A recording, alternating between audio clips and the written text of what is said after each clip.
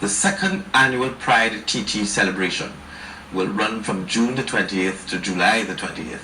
Some of the activities include a fair and a parade.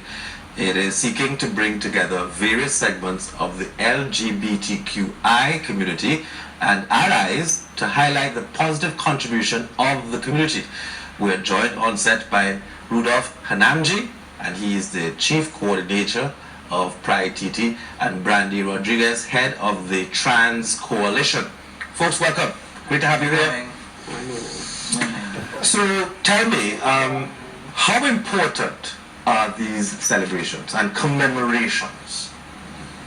Well, Pride globally is critical to place the necessary spotlight on the positive contribution of LGBTQI persons to society's development. In Trinidad and Tobago and the Caribbean, they're even more so important because of how marginalized these groups have been and the types of oppressions that they face. But I know Brandy can speak to one of our segments, the trans community, who is even more vulnerable than the others.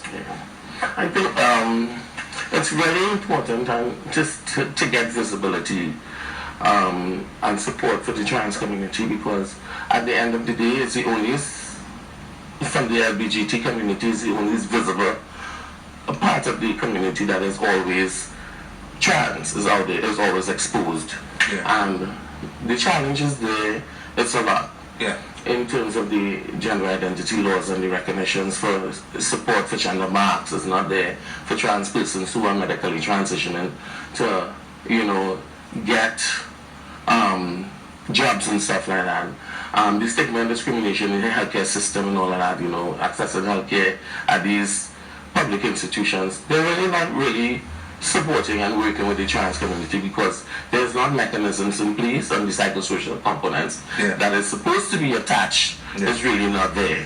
And we are the ones who have to really see what type of psychosocial components that we are looking for, because if we reach any government, they could say, well, maybe you just need a psychologist. When really and truly, as a trans person entering who is not fully, complete transition, goes on a male ward, falls sick or get in an accident, has to go on a male ward. So we have a lot of challenges where that is concerned. We have a lot of information where, to support where the psychosocial components is concerned, and even the education system, there should be a lot more where things have to be done to support the understanding of trans person in the education system, because gender-based violence is real, and it happens in public spaces, it happens in the schools, it happens in church, it happens in the healthcare system, intimate partners. Recently, some members of our community were beaten within inches of their life, right? Yes. We had to go to be able to just, to take some kind of refuge in terms of coping mechanisms. We don't have that. We really do have these kind of support. Rudolph, what I really need to understand, and I'm sure the rest of Trinidad and Tobago needs to understand this. As you have been doing a lot of this activism, yes, you have been creating a high level of awareness regarding this component of the LGBTQI community. Do you get the sense that the citizens of this country are more understanding of the challenges facing the transgender community especially? I would say that there is some more understanding of human rights, but we have to keep this trans flag flying alongside the pride flag, because while citizens may be more open and understanding of, let's say, a gay person, a lesbian person, in their mind it's sometimes easier for them to treat with that. The idea of someone who looks in the mirror and does not see the body as belonging to them is still causing some confusion in the regular average citizen's mind. And we understand that. But even I can't speak to those issues, and that's why we have to stand with our trans brothers and sisters. And that's why next week Friday, we're all going to, with our allies, assemble outside Parliament to raise that trans flag once again. Because there's so much more work that needs to be done still. I wonder, Brandy, if we were to try to understand the objective in all of this. You're making the public aware of the challenges, and you talked about the psychosocial issues. And this is not just amongst adults. No. I'm assuming that in many ways we also have to treat with those who are children in all of this. Minors, yes. The minors in all of this. What do you think the country needs to do?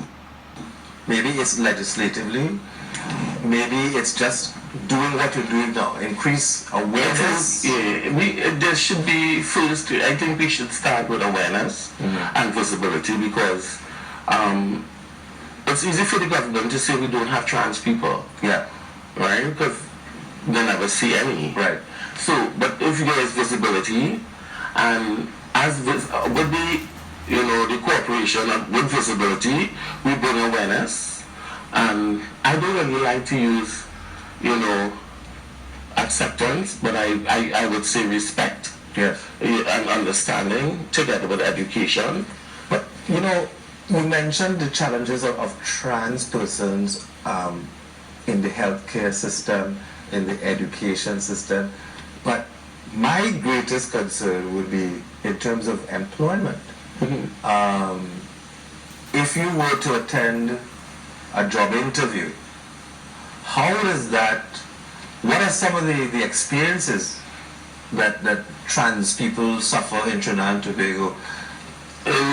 For instance, the medically transitioning persons has their gender mark still male. Right. And there's quite a few persons that live here that will not be able to get a job unless you're self-employed. Yeah. And really and truly, I see that that's a form of stigma and discrimination. Yeah. And we have to understand that these gender marks, if I have medically complete my transition from male to female or female to male, I would like to see my documentation, adjusted. So ID card, your passport, all of these things. The laws is not in place that, and it's not to say it's a law.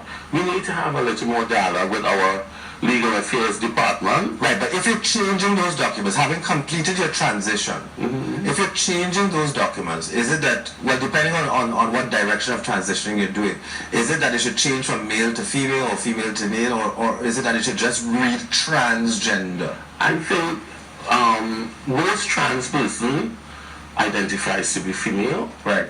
And most trans male identify to be male. Right. So that's a conversation that we should have dialogue with the government to identify where they want to go, because remember, the biological female might say they're not biological, right, so don't add female. Right. So I think we have to have this kind of dialogue, and there must be the other in terms of male, female, and other, because first world countries are doing it. First world countries are saying trans women are female.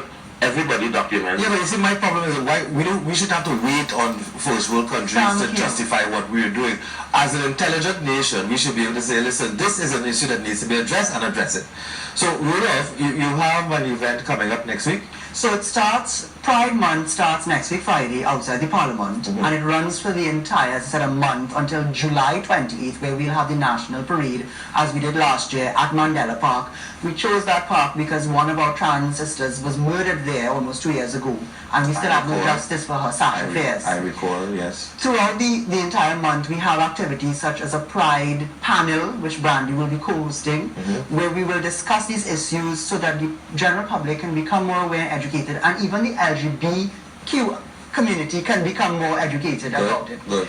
And we're really encouraging our allies to come out as they did last year and stand with us. It's not just about us. We contribute to society in every single form and fashion. Indeed. Everyone has a gay friend or family member or trans friend, and they may not even know. Indeed. Because we need to create more comfortable spaces Good. for young people and not so young people to come out and be themselves and know their truth. I hear So you. visit PrideTT.com for all the information. PrideTT.com. Everyone is Good. very welcome. Yes.